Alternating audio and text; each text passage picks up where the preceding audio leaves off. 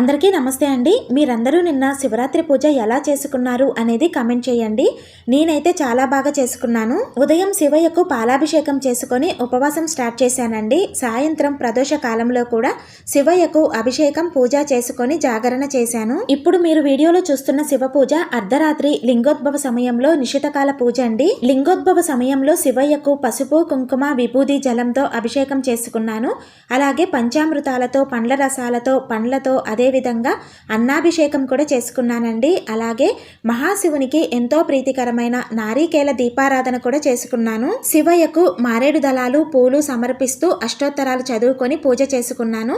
నైవేద్యంగా గారెలు పులిహోర దద్దోజనం పాయసం నివేదించానండి. ఎలా చేసుకుంటానో అసలు చేసుకోగలనో లేదో అనుకున్నానండి. కానీ నా శివయ్య అనుగ్రహంతో నాకు ఉన్నంతలో నా తండ్రికి చక్కగా పూజ అయితే చేసుకోగలిగాను. అలాగే మీకు కనుక ఇంట్రెస్ట్ ఉంటే మీరు చేసుకున్న పూజా వీడియోస్ మన ఇన్స్టాగ్రామ్ ఐడికి సెండ్ చేయండి.